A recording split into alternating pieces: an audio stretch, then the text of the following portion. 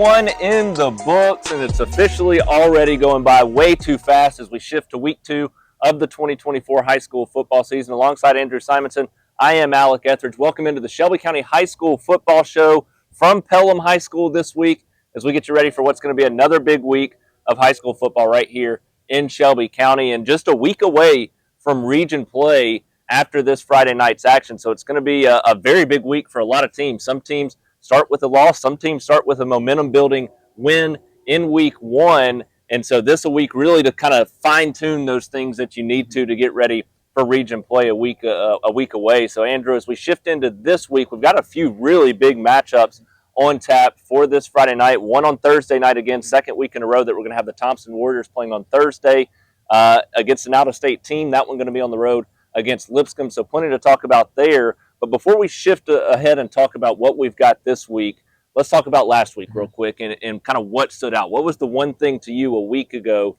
that stood out more than anything after that first week of the season? The run game, because so many teams were able to do it well.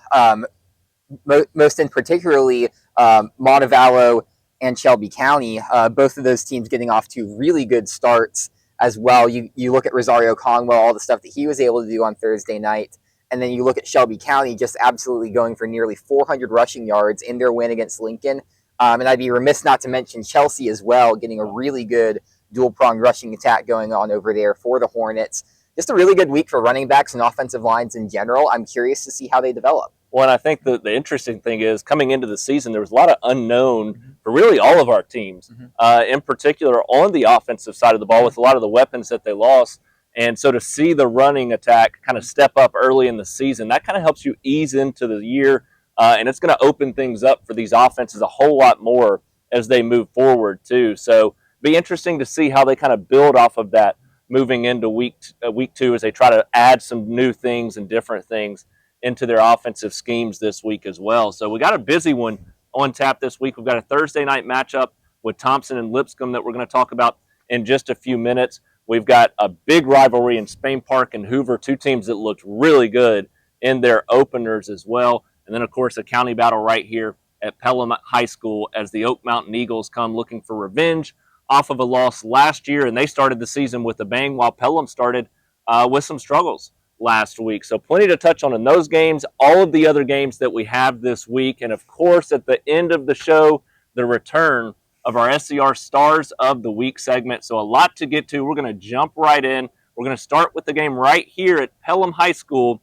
as the Pelham Panthers play host to Oak Mountain in a fun county rivalry.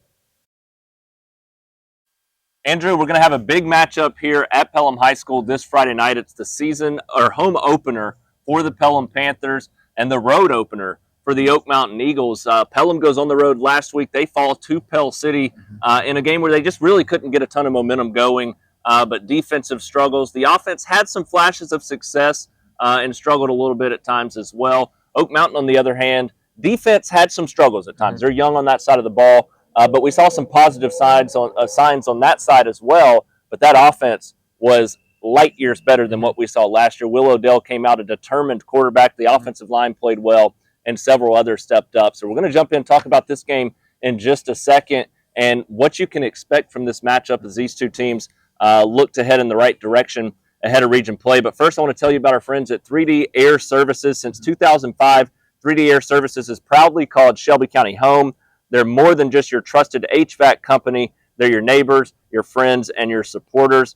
As proud sponsors of both Pelham and Oak Mountain this year, on our high school football show, they believe in the power of teamwork, dedication, and community spirit, values they carry with them in every job that they do. At 3D Air Services, they're your trusted neighbor, keeping Shelby County comfortable one home at a time. Make sure you reach out to our friend Jay Carr and his trusted staff, certified staff there, 205-664-3501, 205-664-3501, 3dairservices.com. Make sure to reach out to them for all your heating or air condition needs throughout the high school football season. But Andrew, that takes us to this game on Friday night, a big rivalry battle. Oak Mountain looking for some revenge after last year's loss. They get revenge in week 1 against Briarwood. Really good offensive performance.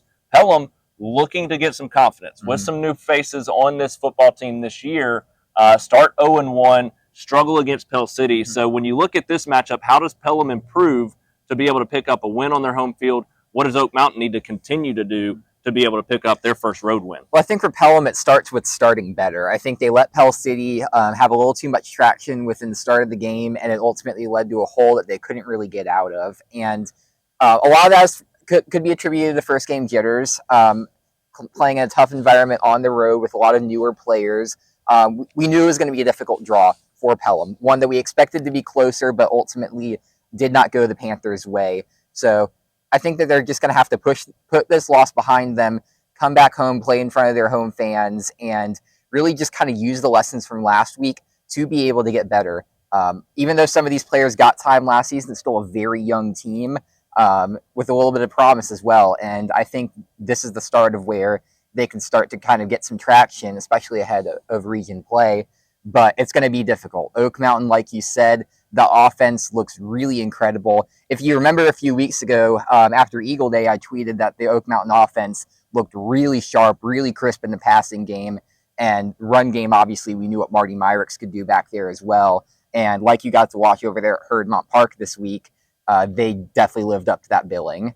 Definitely a much more improved unit over there for the Eagles. But the defense will need to definitely catch up a little bit, allowing a few scores to a Briarwood team that had a lot of questions to figure out on offense going into that game. So I think definitely some positives for Oak Mountain, and I think that they can use that offense to exploit this Pelham defense that let off a few scores to Pell City on the road last week, ultimately get some traction in that game, and ultimately go on to get that win. Yeah, and if you remember back to last year, Oak Mountain started the season with a 38-30 win, right, and went on to struggle offensively the rest of the year. So just because you have success week one doesn't mean you're necessarily improved, or that you're going to have an incredible year offensively. Right. When you look at what they were able to do last year, scoring 14 points per game a season ago, but to come out and get 400 yards from Will Odell at the quarterback position, 200 plus passing yards, almost 200 on the ground with 194 rushing yards as well. That bodes well. And he had guys that he could throw the ball to. He was fitting the ball into the right window in the passing game, and the rushing attack wasn't as strong, but that jet sweep every time you get Marty Myrick's out there in space and those guys with the speed, and it can make a big difference. And we saw that with him, with Sean Ray. This is a team that's got more speed, a little bit more athleticism, and more of a passing game than they've had in a while. So I think that's a big positive step in the right direction for Oak Mountain. For Pelham, like you said, you got to see everything kind of come together. And so it's just finding that confidence in your system and what you're doing with a lot of new faces around. So we'll see if Pelham's able to rebound from what they were able to put on the field last week. I do think that week one, obviously, there's some jitters, like you said, but also it's the first time that a lot of these guys are getting valuable minutes like that. And it's their first game. I mean, you're going to expect some stuff like that. So you move on, you prepare, you fix those mistakes going into week two. And I think it's how you respond that determines the outcome of this game, because I do think this can still be a very competitive game at the end of the day. So, Andrew, when you look at all that, who walks away victorious in this rivalry battle? I think it'll be Oak Mountain. I think those offensive improvements will be what powers them to victory over a younger defense. I do think that Pelham will come out improved this week. See some opportunities on offense against that Oak Mountain defense where they can kind of get into that game a little bit more, find their rhythm on both sides of the ball. But I'm just way too encouraged by what we saw last week from Oak Mountain, and I think that that's at least going to continue through this week and into the beginning part of region play.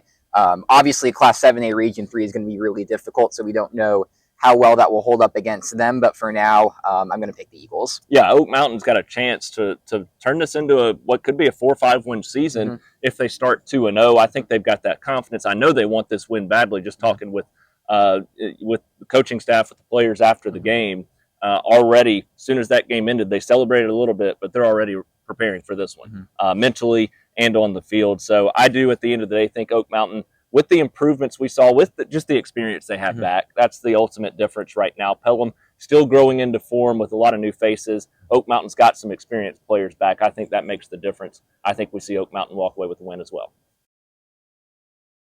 That takes us to Game of the Week, Part 2. The Spain Park Jaguars hitting the road to the Hoover Met to take on the Hoover Buccaneers. And both of these teams, Andrew, start with a bang. Both pick up big wins in week one. Spain Park, The offense, outstanding. The defense, outstanding. Hoover goes on the road to Florida, picks up a win against Western in a big national spotlight kind of game.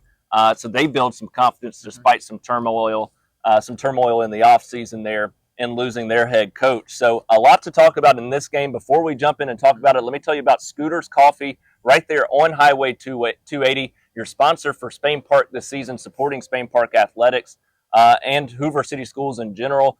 Just this past week, they go to Berry Middle School, drop off some free coffee and pastries there for the wonderful staff at Berry Middle School, and just trying to do things to support the schools. So give back to them, support them at Scooters Coffee. They've got a location in Chelsea, but also right there on Highway 280 in Inverness next to Home Depot and Chipotle. So make sure you visit them throughout the season. They've got their fall menu out now. The weather, we've got a little bit of that fake fall right now. Perfect time to go out and get that pumpkin spice latte for the first time. The autumn caramel crunch, their pumpkin chai, which is one of my personal favorites, and so many other great things that they have on that menu. A new apple menu as well that you'll want to check out.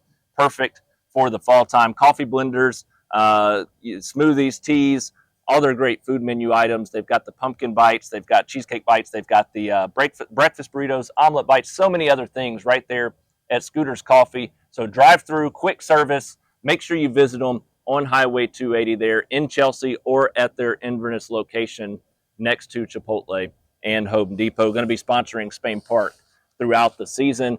And that brings us to a big game for Spain Park. I'm glad they were able to keep this on the schedule. Moving down to 6A, they still keep their biggest rival in the Hoover Buccaneers. So, Andrew, take us through what we saw last week and kind of build up what we've got coming up this week. You were there to watch what that Spain Park offense did last week. And with me just following along, looked outstanding. So I imagine in person it had to be just as outstanding or even more so. Oh, absolutely. I will say the running game obviously did have some things that they do need to work out. We're a little bit limited yardage-wise. CJ Cowley gives up a fumble down there close to the goal line. He's a young player. He'll bounce back from that. Vakakis and I are both confident in saying that. But the passing game, boy, do they look good. 5 touchdowns from Brock Bradley, all on some pretty good plays. Was just able to get a really varied passing game going with a very balanced group of receivers. No one guy that you go to like Jonathan Bibbs last year, and just overall looking really, really sharp. This team came out of the gate firing and looked really good overall, and I expect them to only build on that as the season goes on. Sparkman team that had a little bit of struggles last season is likely going to continue struggling this year, but this is a confidence builder win that you need. And over on defense, shutting them out up until later in the second half. And I think that is exactly what those starters need going into a game like this where Hoover is going to be an incredibly tough test. You saw what they were able to do against Western, be able to gut out a win on the road down there in Florida. So I think it's going to be an interesting one. And I think in particular, what Spain Park can take away from last week's game is if Hoover's able to stop something, you're going to need a response. Just like Sparkman stopped the run, the passing game then followed. The opposite is going to need to be true, or potentially the same, if Hoover is able to attack them, because this is going to be a Bucs defense that's going to be very strong coming into this game. Yeah, I mean, you look at this matchup, and coming into the season, I was really high on Hoover. The athletes that they had on this team, a head coach that had had a lot of success at Clay Chalkville. Then we hit late summer and all that turmoil that happens. You wonder how a team's going to respond to that. Well, Hoover, they go down to Miami and they pick up a last-second win on a field goal, and they're coming home with a lot of confidence now with a lot of good athletes. And so I was wondering how they were going to respond to everything that's happened here heading into the season, and they responded extremely well. But I also questioned Spain Park in the passing attack. I knew Brock Bradley had the talent. They were probably going to be all right there, but you needed to see those receivers step up and make big-time plays. And we thought it was going to be the run game that carried them throughout the season. And in week 1, we see that they can throw the football around the yard. And so when you look at that, this is a team, when you do something well in the facet that you don't think is going to be your strong suit this year, and you've still got that run game you can lean on, it's going to get better and better too.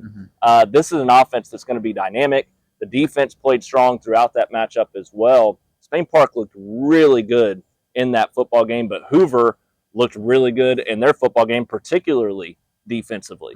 And so I'm excited to see that defense with all the athletes they have on that side of the football go up against this Spain Park offense that I think is going to end up at the end of the year being one of the best in the 6A classification. So when you put it all together, what's the outcome? What do you expect? I'm really torn going into this game. So maybe you can tilt the scales one way or another for me here. And I am too. I kind of went back and forth on my pick for this week, but I think the key at the end of the day is going to be the turnover battle. Whoever wins the turnover battle is going to win this game. And after Spain Park walks away with 2 picks and 2 fumbles during that game against Sparkman, it feels really hard to bet against this Jags defense. I think that that's going to be what dictates the tempo of this game. Probably going to be a little bit of a lower scoring game, maybe kind of what we saw last week with that Hoover Western game.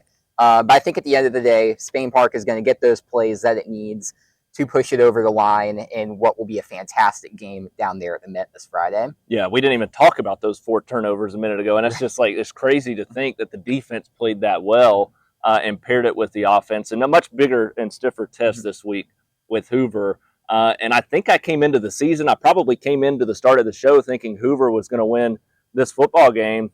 But what I saw from Spain Park last week, I'm just a big believer, not solely in what they did a week ago, but they felt like they should have won this game last year. They had the injury bug hit them. That's the game that kept them out of the playoffs. Right. They've been thinking about that for a while. I know it's a non-region game, but this is a team that if they want to win a 6A state championship, you beat Hoover in week 2 going into region play, then you're automatically a favorite to win the Class 6A state championship this year, or one of those teams that can compete for it. For the second week in a row, the Thompson Warriors going to be playing on a Thursday night to kick off the 2024 high school football season. This week they head on the road to take on Lipscomb, another national battle there for the second time in 3 years that they're going to play Lipscomb early in the football season. So a big chance for them to bounce back after a heartbreaking 15-14 overtime loss to Grayson last week. And Andrew, we'll talk about it in just a second, but the big storyline in that one, the offense struggling to get going while the defense played lights out in that matchup. Before we shift into this battle, though, I want to tell you about 3D Air Services, who's going to be sponsoring Thompson throughout the season. Since 2005, 3D Air Services has proudly called Shelby County home. They're more than just your trusted HVAC company. They're your neighbors, friends, and supporters as well. As a proud sponsor of the Thompson Warriors, they believe in the power of teamwork, dedication, and community spirit, values they carry with them to every job that they do. 3D Air Services, your trusted neighbor, keeping Shelby County comfortable one home at a time. Reach out to Jay Carr and our friends there at 3D Air Services and their certified staff. 205-664-3501, 205-664-3501, 3dairservices.com. They'll take care of you throughout the football season with all your heating and cooling needs for your home or place of business. But Andrew, let's just jump straight into it. Thompson's offense is going to have to prepare and be well prepared in this game going up against Lipscomb, an offense that struggled last week. And they were going up against a Grayson defense that was arguably, one of the better defenses in the Southeast in the country this year with all the talent that they have and top recruits that they have on that side of the football. And that's not really something that bodes well for an offense that's replacing your top 3 or 4 receivers, several offensive linemen. And so I think the big thing is gelling together. We know the defense is going to play well and keep them in games all season. How does the offense improve from week 1 to week 2 enough to be able to pair well with that defense and pick up a win here on the road against Lipscomb? Well, I think it starts up front. I think the offensive line, obviously you're replacing 4 starters up there as well. That can't be diminished as well. Had a little bit of struggles against an elite defensive front over there at Grayson. They're going to need to be better both in the run block and in the pass protection in order for this team to be able to get some more momentum and be able to put it together on offense. And I think you look at the run game as well, not that many yards on the ground, wasn't really able to help out the offense when the passing game started to struggle throughout the game on Thursday. So I think if they're able to get some more yards on the ground, be able to lean on that a little bit more, that even fixes some of the struggles that they had last season where they weren't able to get the ball going on the ground as much as they could. But the bottom line is this. The receivers need to step up, get some separation, run the routes, and ultimately give some help to Trent Seaborn because he's going to be able to make the throws.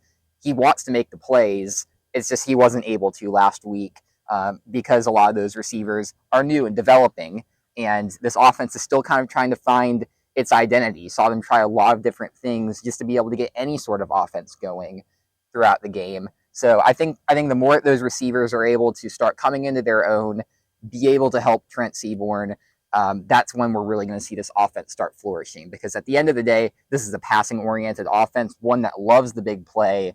And the more they start leaning on that identity that made them successful last season, I think the more success they'll have this season. Yeah, and that just comes with gelling together. It's going to take some time. Receivers are going to have to know where Seaborn's trying to put the ball. He's a guy that he has the arm. He's going to put the ball in that open spot, and the receivers just have to learn where to go to get the football because he's reading the defenses and he knows what's there and where he needs to put the football to put it in the safe spot. So the receivers will learn that as they watch tape, as they go throughout the season.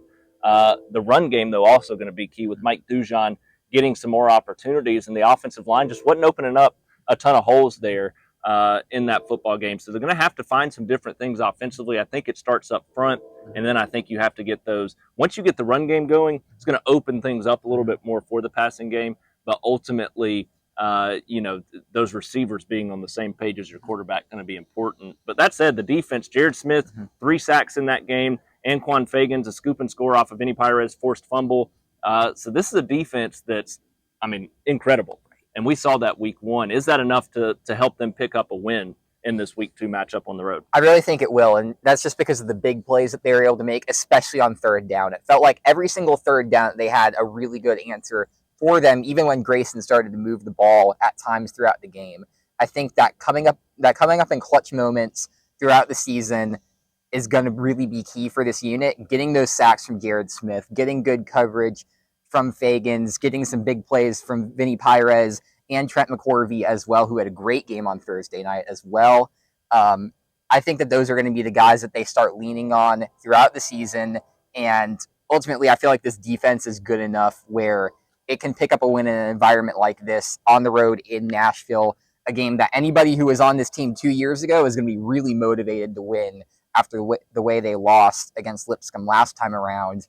And I expect a really good football game, but I think that Thompson's defense is going to give them some more time to be able to pick up that win and come up in spots where they weren't able to last week against a difficult Grayson team. Yeah, you look at Lipscomb, they lose 28-23 in their opener, but a game in which they trailed 21-3 at the half, almost came back and won that one. So they started to gain some confidence late in that game. I do think Thompson's offense gained some confidence as they went along and took some more shots downfield in that game a week ago as well. I think you're going to see 2 teams that have improved from week 1 to week 2. It's going to be a heck of a football game.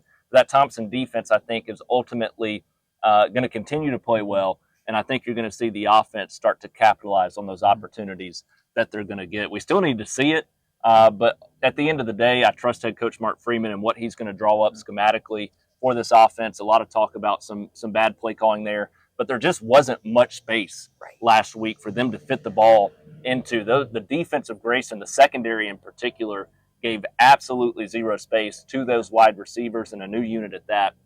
So ultimately, I think they did what they had to do to stay in that game, which was short, intermediate passes and just trying to get some continued momentum there. And it just didn't pan out at the end of the day.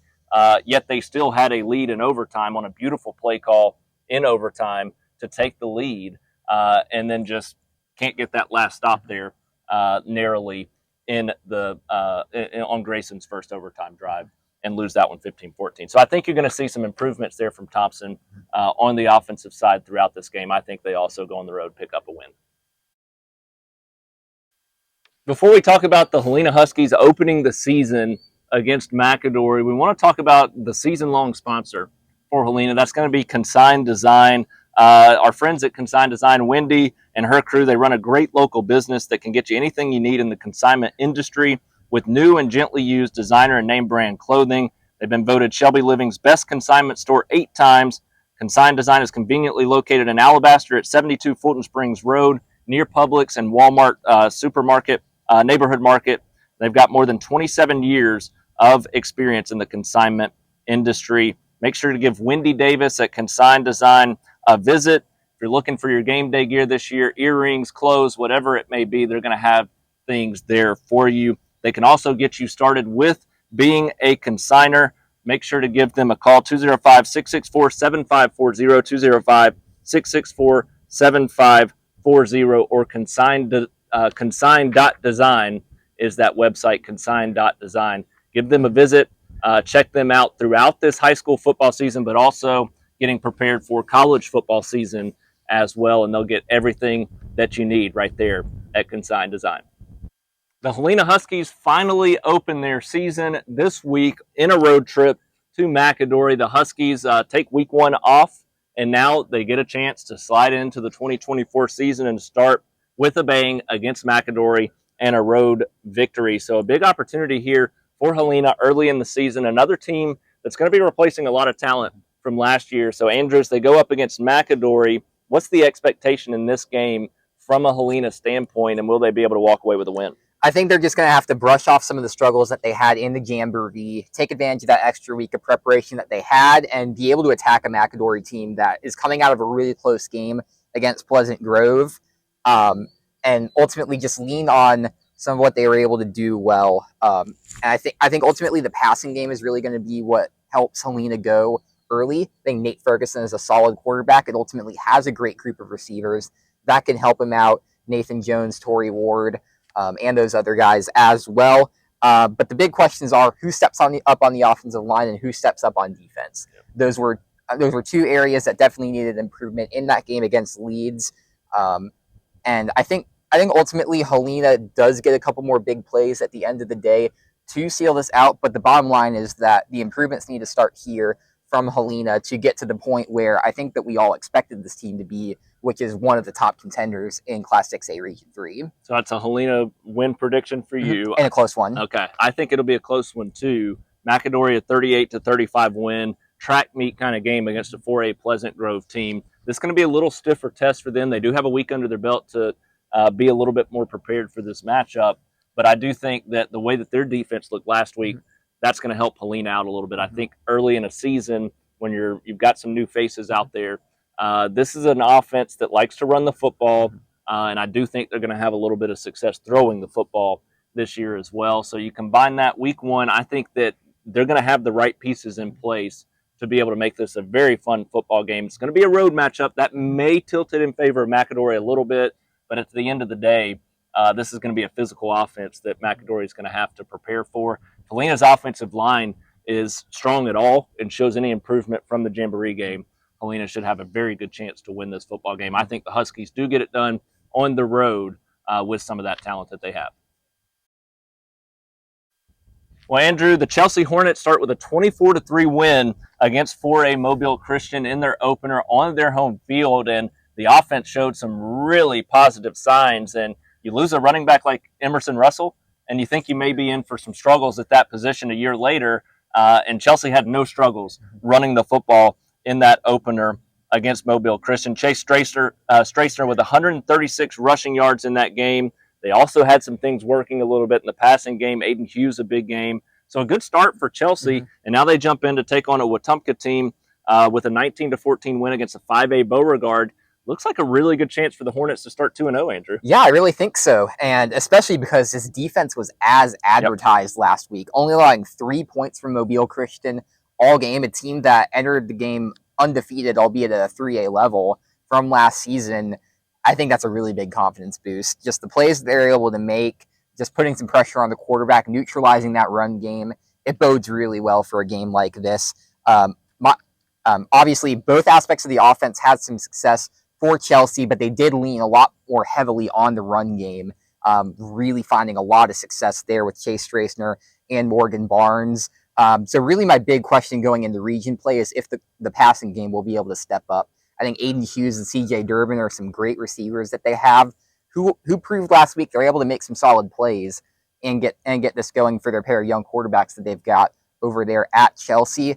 I think as this offense develops, we'll start seeing that pass game get a little bit more traction. But ultimately, this is a game where they're going to be able to kind of get some of that experience and gel better before region play kicks off coming up soon. Ultimately, I like the Hornets for a lot of the reasons I saw out of them last week. That defense leading the way, getting a really good ground attack going. Really, the only way I see Wetumpka getting a win here is if they're able to neutralize that running game of Chelsea. Yeah, Chelsea, I think it's going to be a good defensive battle. in a good defensive battle, you want a physical rushing attack. Right. And I think that that's what Chelsea has right now. I think that we saw some struggles offensively from Wetumpka last week. Probably coming into the season, I would have predicted Wetumpka to win this game. But I think I saw enough from Chelsea in week one in that rushing attack. Aiden Hughes, Miller Bowman, both stepping up in the passing game with some big plays there in that connection. I think you're going to see the offense get better this week, continue to run the ball well, and I think you're going to see the pass game open up a little bit more as well. I've got the Hornets in this matchup against Wetumpka as well. What a start to the Scott Riles era there at Calera this past Friday night. A great showing in that game against Northridge. They ultimately end up losing that matchup 30-27, but a game that they led at one point, 14-7, and then they fall behind by double digits in the second half. They fight back. They get a chance at an onside kick that, if they get that, likely win this football game against Northridge. So a great start there. It didn't come out with a win, but ultimately saw some positive steps in the right direction with what they were able to do, in particular on that offensive side of the football that you and I have talked a little bit about, and the athletes they've had coming into the season. Now a chance on the road at Central-Tuscaloosa for their first win of the season. Before we talk about them, let me tell you about Bertoloni's real quick. They're also going to be sponsoring our Stars of the Week, but right there in Calera, they'll be sponsoring the Calera Eagles this season as well. Make sure you visit them right there off I-65 in Calera, next to Walmart, right there where everything's at in Calera off the interstate. 205-664-8780, 205-664-8780. Check out that menu at bertolonis.com. All the great dishes they have there, the delicious cakes that you can't go wrong with any of, in particular the famous strawberry cake as well. We'll talk a little bit more about them later on in the show with our Stars of the Week segment, but make sure you give Bertoloni's a visit throughout as you support the Calera Eagles this season. Andrew, Calera, we saw the positives in week one. You jump to this week.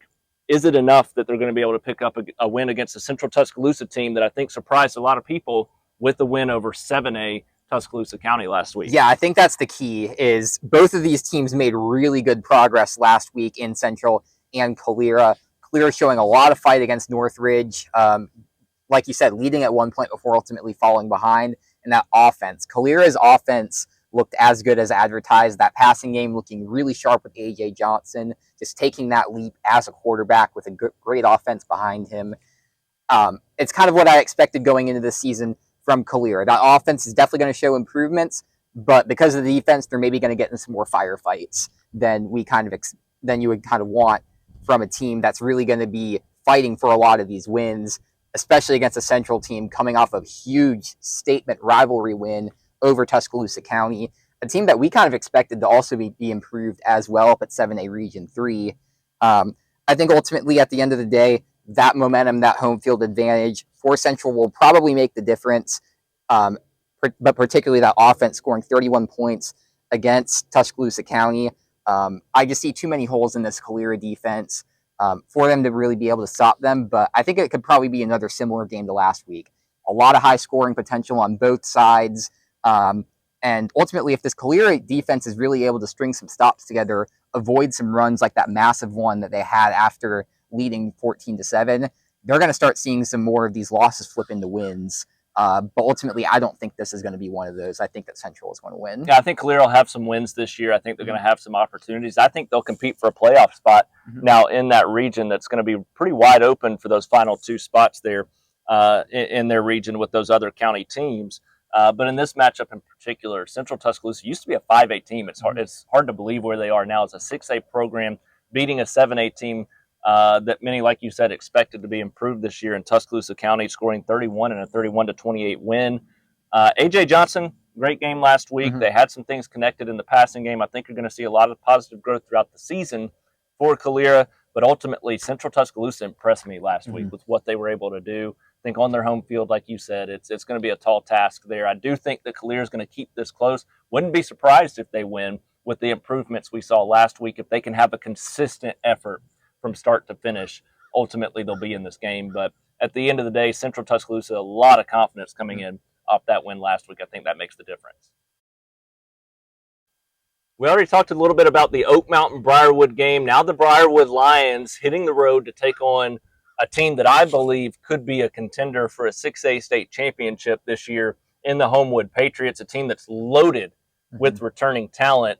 Briarwood comes out, they fall 38-28 to Oak Mountain in their season opener. We see Homewood go out and get a win in their season opener. So you look at these two teams, what was that, 35-6 against John Carroll? That's correct. That they win that one. So Homewood gets revenge in their first game. Briarwood struggles defensively, which is not something we're used to seeing from a Briarwood coach team, in particular, a defensive kind of minded coaching staff at times as well. And so for their struggles defensively, I think is the bigger concern, because coming into the season, it was the offense that we were worried about. And honestly, they did some unique things offensively that were a lot of fun to watch in that first game. And they had a kickoff return for a touchdown to start the second half in that game that really made that one intriguing. And it was a 3-point game there with 6.5 minutes to go in that matchup before Willowdale took over and went down the field to put it away. So this is a Briarwood team that showed some positive signs last week, but now a very, very good Homewood team that I think is as good or better than what they saw last week. So, Andrew, going into this one, is there a chance that Briarwood can rebound, take down what's going to be likely a top 10 team, top 5 team in 6A all season? I mean, there's a chance, but it starts with stopping Homewood's two big offensive playmakers, Evan Osmar in the run game and Will Myers in the pass game.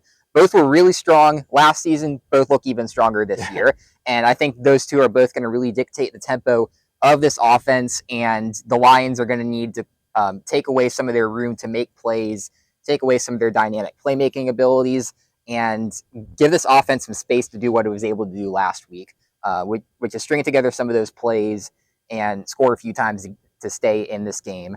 I don't think that Briarwood quite has that yet. This is a really stiff test for them. Probably one of the better offenses that they're going to face all year. So I think they're definitely going to come out, try to make some improvements, and attack this team. But I think that what we saw from Homewood last week, a really good win against, albeit a less strong John Carroll team than what we saw last year, but still 35-6, a really impressive performance on that front. I think that offense is going to be able to make the difference there, flip a result from where Briarwood won last year.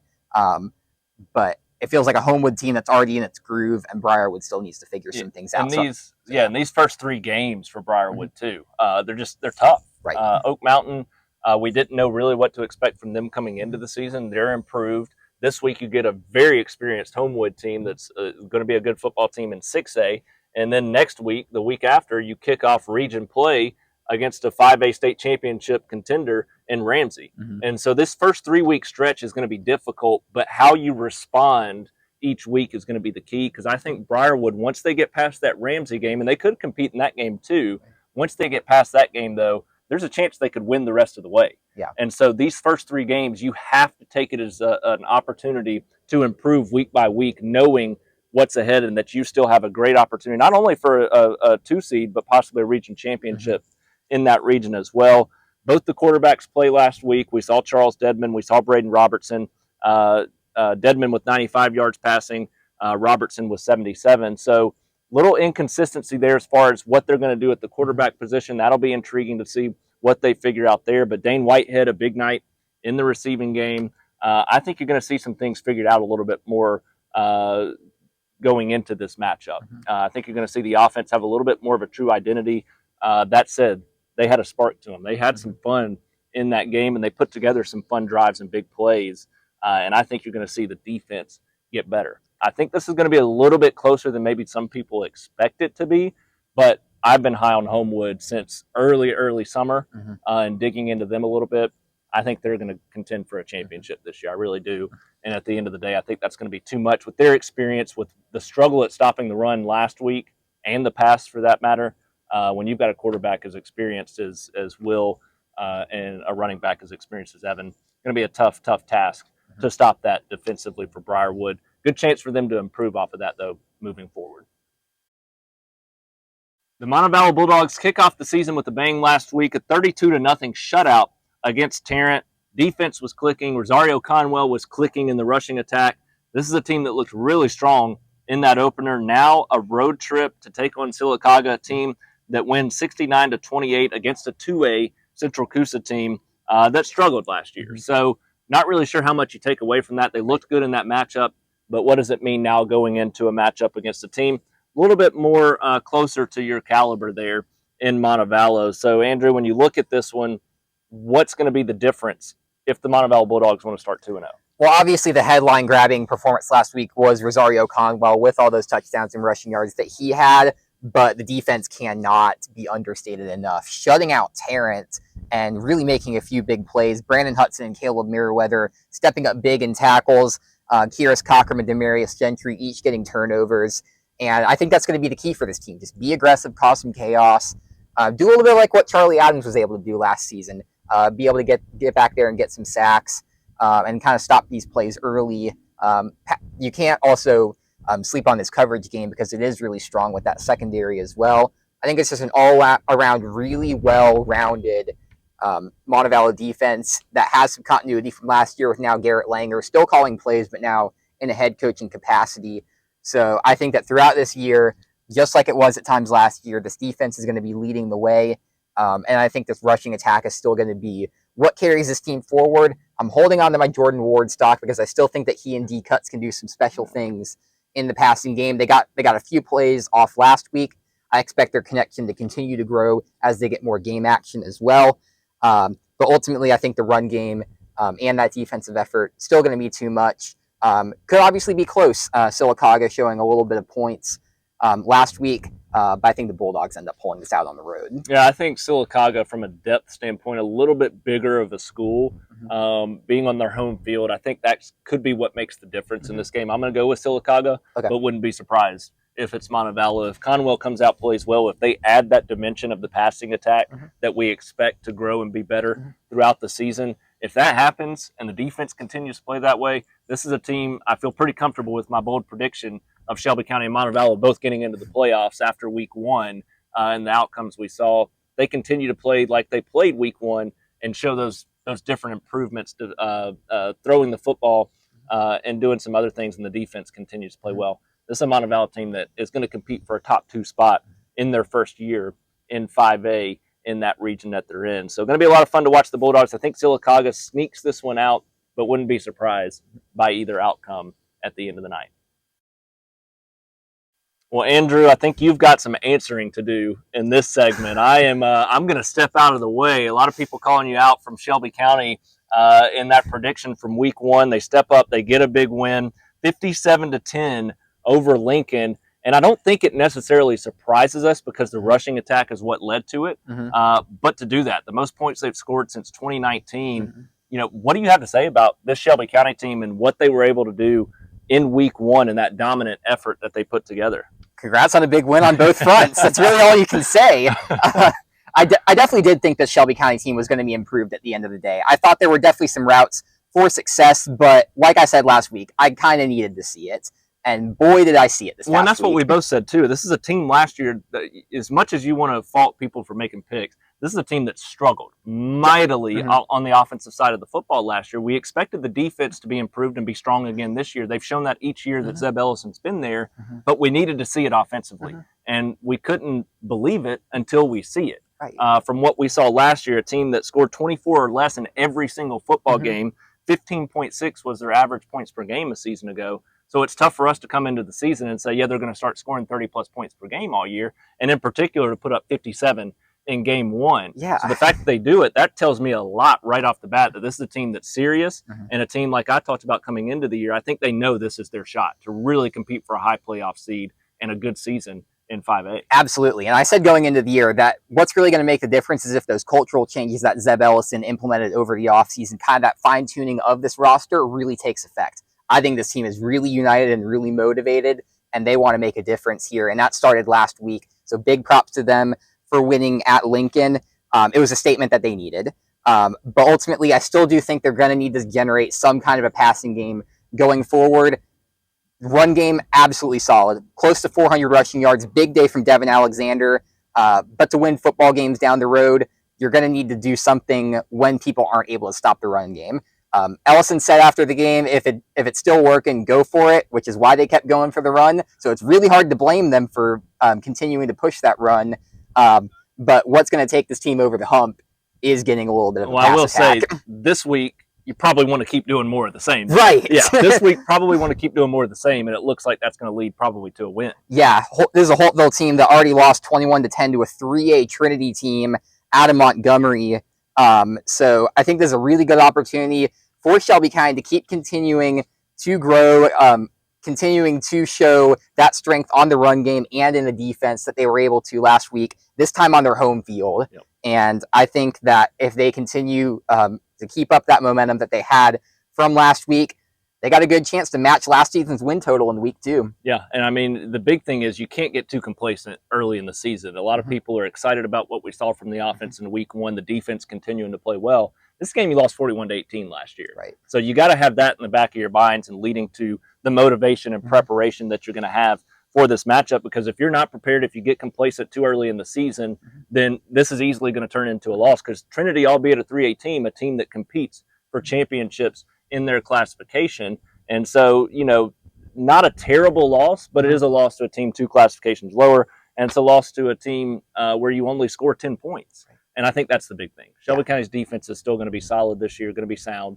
I think that defense comes out, plays well. I think the offense continues to build off of what we saw last week. I don't think it's going to be another 57-point week, but I do see them having another successful night running the football after what we saw last week. Continue to do that this week. See what it gets you. I think you're going to be looking at a 2-0 Shelby County team through 2 weeks of the season. I don't think it was as pretty as either of us expected last week for the Vincent Yellow Jackets, but they pick up a season-opening 19-6 win on the road at Winterboro. A little bit of tricky officiating there. There were some different things happening in that game, and some new faces that are shifting into the lineup. There are a lot of faces back, some experience there for Vincent. But, Andrew, now they head into a matchup against a B.B. Comer team that struggled as well in week 1, but a team that has played well in recent seasons and beat Vincent 36-0 last year. Right. So looking at what both of these teams did in their struggles last week, what's the expectation this week? Who's going to walk away with the win? Well, I think ultimately Vincent grinding out that win says a lot about them. A difficult environment on the road where you have a lot of things going up against you that aren't even necessarily really in your control, between the officiating and having a few people out over on defense. To be able to do that and get some stuff going in week 1, I think says a lot about this team. Ultimately, at the end of the day, I think if this defense is healthy and continues to roll, as a unit that's still only allowed a really small amount of points against Winterboro last week. And even though B.B. Comer did come out last season and quite frankly run the table with them in their home stadium, like they're going to be this year, I think that it's a team that has taken a significant step down from last year. It will be close, I think, at the end of the day. Both of these offenses can still get some stuff going, but only posting 6 points in your opener against Wadley, that doesn't give me much confidence in B.B. Comer. I think Vincent, at the end of the day, is able to get this one out, but could be a really good defensive battle. Yeah, I think last week serves as kind of an early season wake-up call. Yeah. Last year, that was kind of the battle all year for Vincent, was how serious are they going to take it? We've got the talent, but are we going to be able to play to our full potential? Right. This year, early in the season, against a team that we felt like they were well better than, they come out and they struggle a little bit, and I think that offers them a chance this week in preparation as an early wake-up call that's going to motivate them to come out and play even better. And you know, honestly, I don't know which way to go in this one, because I was surprised by how B.B. Comer played last week, and Wadley, a good 1A football team, but a 1A football team nonetheless. Yeah. And when you struggle as much as they did to score the football, like you said, I think this is going to be a very good defensive football game, and we saw Vincent win a defensive football game last week, and I think that makes the difference at the end of the day. I'm going to go with the Yellow Jackets, but they're going to have to come out ready to play, because we saw what happened in this matchup last year. If you're not ready, this is a team in B.B. Comer that's going to be ready to come on the road, take advantage, and they're going to be motivated coming off of a tough loss to start the season. So we'll see. Vincent, if they're able to improve from week 1 to week 2 on that, particularly the offensive side of the football, if they're able to do that, I think they're going to walk away with the win. Good opportunity to start 2-0, and boy, do they have a gauntlet ahead in their region in Class 2A, so they really need this one to keep the confidence and build it moving into that region action. Now we jump to the AISA and ACSC, a busy week down there. There's 3 teams in action this week. Cornerstone, Coosa Valley, and Evangel all playing games this week. Cornerstone and Evangel on the road. Coosa Valley opening the season at home. Cornerstone's at North River. Coosa Valley hosting Southern Prep. Evangel on the road at Banks. So, Andrew, I'm going to give you those 3 games. I'm going to have you run down them real quick. We know that Cornerstone's coming off a big win against Lighthouse, 62-14. 4 pick sixes in that matchup, so I'm sure that's a highlight there. Coosa Valley, it's going to be their season opener. They get a Southern Prep team that lost to Sparta 34-0 to start the season, so not a strong start from them. Does Coosa Valley start with a win? And Evangel continuing to roll. They have another successful week, 2 wins under their belt, 38-19 in the opener, 28-7 against Abbeville at Larry Simmons Stadium in an 11-man game last week. The defense has been the storyline there for Evangel early in the season. So Cornerstone, Coosa Valley, Evangel, what are the outcomes of those 3 games and the highlights of each? We'll start with the ACSC and Evangel. Obviously, Evangel getting a really solid win in their return to 11-man play for the first time in 3 years. They're able to go out and get a win in 11-man play against Abbeville Christian. Start a little bit slow, but then it picks up later in the first quarter. You get 3 first-half touchdowns, and then that defense at the end of the day continues to carry you to victory. Only difference now is you go from having a Abbeville Christian team that last season was one of the worst teams in the AISA 11-man division in your home city in Alabaster, and now you go on the road to play Banks, which is probably going to be one of the top contenders in the AISA this year. As of last week, they were ranked. We will see where they are coming into this week. I think at the end of the day, even though Banks did lose last week to Flint River Christian out of Georgia, 27-9 was that final score. I think Banks steps up this week, gets that win against an Evangel team. It's still figuring a little bit of things out, still getting that momentum, but one that I ultimately have confidence in going into ACSC play, that they'll be able to continue to do some things. But really great opportunity for Evangel. You go down to Legion Field. Not that many people can say that they get to go down there, especially from Evangel. So should be a fun atmosphere for them down there. Shifting over to Cornerstone, though, what a massive showing from them last week. And it's those 4 pick sixes that obviously grabbed that headline. Zeke Adams with a great defensive day, in addition to his great offensive day. Just a really strong win last week against Lighthouse, a team in Lighthouse that finished runner-up in the ACSC last year. Obviously, not as good of a start to this year for them, now 0-2 on the year, but really good from Cornerstone. And now you get a North River team that lost 80-8 to East Central. So I think this one should be a pretty easy game for them, even though they're still on the road. I picked Cornerstone in this one. And then Coosa Valley, this is an interesting one because obviously Coosa Valley, you've got a lot of changes coming in from last season, not even just with the move to 8-man play, but with a lot of new faces for them. Still coached by Vince DiLorenzo, a veteran face over there. But you get a good start to this week. You get a Southern Prep team that lost to Sparta 34-0. A Sparta team that Coosa Valley typically competes with down there in the bottom rank of Class A of the AISA.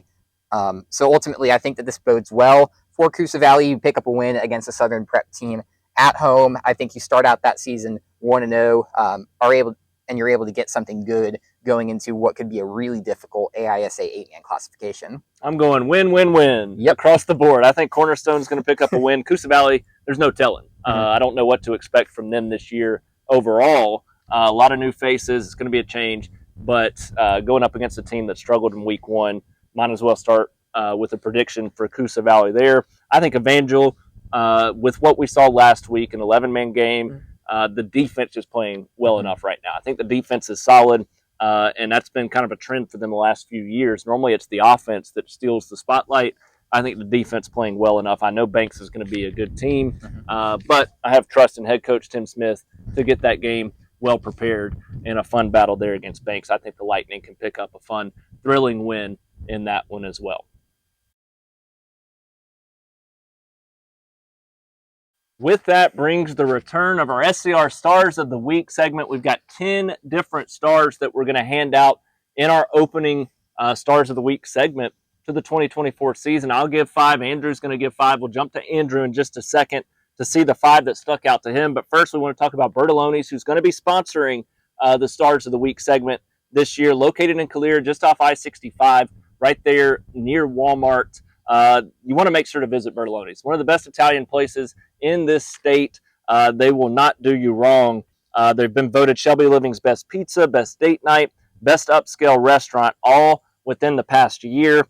Sonia Bertoloni and her family have been bringing authentic Italian cuisine to Shelby County for many years.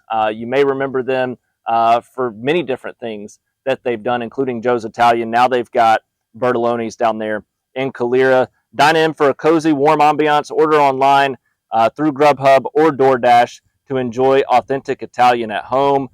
You can also call in your order 205-664-8780, 205-664-8780, Bertolonis.com to check out their menu.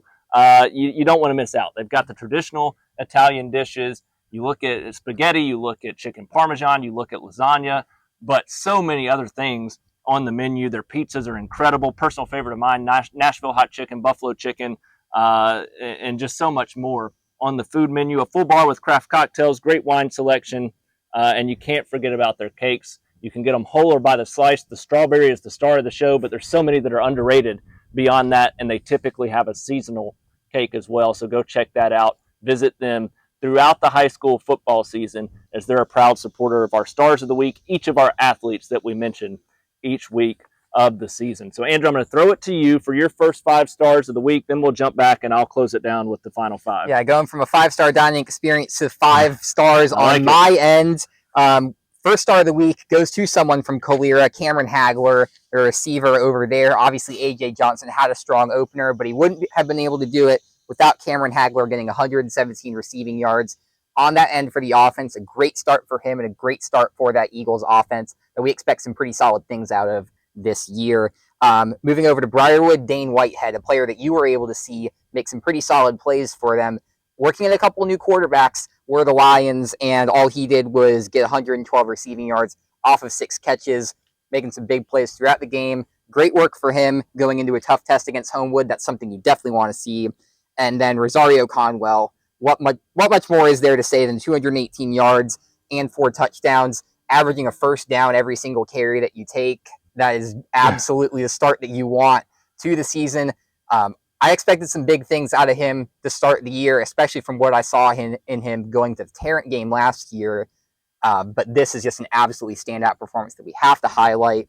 And if you want to talk about dominant running backs from Class 5A Region 3, you also have to talk about Devin Alexander going for 156 rushing yards and 2 touchdowns on 16 carries, a big rushing performance for the Wildcats overall, and he was the star of that rushing attack. So big props to Devin Alexander and the Shelby County Wildcats for putting up a record-setting performance within the Zeb Ellison era on offense, and shifting from 4 offensive stars to 1 defensive star for me, and that's just the collective of the Spain Park defense. 4 turnovers on the day, able to hold Sparkman to just a touchdown. As good and impressed as we were with the Spain Park offense, I think it's that defense that makes it even more impressive and is going to be what they're going to have to lean on going into Hoover this week. Yeah, if they have 4 picks against Hoover, then Game good chance over. you're going to walk away with a big rivalry win this week. So I'm going to start with who I think may be the overall star of the week. He put the team on his back, and that's Will Odell, Oak Mountain quarterback. Great start to his senior season. He had the will to win, as I said in the headline with the story. He was determined. That team was determined, and he challenged the offensive line, and they answered the call. Will Odell, 402 total yards, 21 of 26 passing, 208 yards through the air, and 2 jet sweep TDs, which will count there. Also 194 rushing yards with a touchdown on the ground. Unbelievable night from Will Odell to start his senior season. Another quarterback with a big night, Brock Bradley, who you got to see fresh off committing to Clemson. He goes 9 of 15, 243 yards, and 5 touchdown passes. And that was the question mark coming into the season. Is he going to have people to throw the football to? And sure enough, you had Corey Barber step up, 133 yards and a touchdown on 5 receptions in that game. They had a couple of others play well at the receiver position. So Corey Barber and Brock Bradley both get a star there from Spain Park. And then, oddly, former Spain Park player, now at Thompson, I'm sure sore subject at times, but Jared Smith, defensive end for Thompson, 4 tackles, 3 of those tackles, huge sacks on 3rd and 4th down in that game that got Thompson the football back. Forced a field goal in one of them, the other forced a punt. So huge sacks there from Jared Smith in that game for the Thompson Warriors to keep them in the football game. And lastly, Chase Strassner. We talked about Emerson Russell and how big of a replacement that was going to be coming into the season for Chelsea. Well, he went off for 136 rushing yards for Chelsea in the season opener. If you've got that, boy, is that going to open things up in the passing game for this team as they move throughout 6A this year after jumping down from the 7A classification. I expect that that's going to be a continued theme for him. I know the competition is going to get a little bit tougher as they go along, but man, that's a great start for a new running back there for the Chelsea Hornets and Chase Straisner. So congrats to my 5 stars, Andrew's 5 stars, 10 total that we highlight week 1, all very, very deserving of an SCR Star of the week. Something that we love to do and something we can't wait to highlight moving forward. Another big week this week, region play looming. We're going to have some big time performances ahead. Can't wait to highlight them all throughout the season on our SCR Stars of the Week. That brings us to the end of this week's Shelby County High School Football Show. Another big week ahead, Andrew. Real quick, I want to thank our sponsors, 3D Air Services, Bertoloni's, Consign Design, and Scooters Coffee, all bringing the show to you this year, allowing us to do some different things. Make sure you tune in this week, Thursday night, from Thompson Lipscomb up in Nashville. We'll have the live show for you there. Friday night, we'll have live show from here at Pelham and Spain Park as Andrew and I join you from separate destinations. A big fun week ahead. Andrew, I want to get one last thought from you. I want to get your bold prediction from this week, kind of putting you on the spot, but what is that one standout performance or win or whatever it may be that's going to be the bold thing that we're talking about come next Monday's show? I feel like this is about the most bold prediction you can make after last week, but Trent Seaborn goes for over 200 passing yards against Lipscomb. Okay. I think that obviously Grayson defense gave them a difficult time, and there's still a lot of work that needs to be done on that front. But I think he's just a quarterback that's too good to not have a bounce back game in this. And I think these receivers have a lot of potential that start showing against Lipscomb. Still going to be a solid game for them, but I think the passing game steps up a little bit more than we saw last week. Okay. I think you're going to see Shelby County score 30 points. So give them 30-plus points in their first 2 games of the season this week. I think we're going to see 2 games in a row with them scoring 30-plus to start the season. So a couple of bold predictions there. It's going to be fun to see if those come to fruition. Going to be fun to see all of our teams in action this week between Thompson on Thursday and a busy, one of our busiest weeks of the season on Friday night. So we'll see you all then. Make sure you stay tuned in throughout the week for predictions, anything else we can bring to you. And then we'll see you on Thursday night from Thompson Lipscomb, and then Friday night from our 2 big games of the week in Spain Park. Oak Mountain, Pelham, Spain Park, and Hoover. We'll see you then.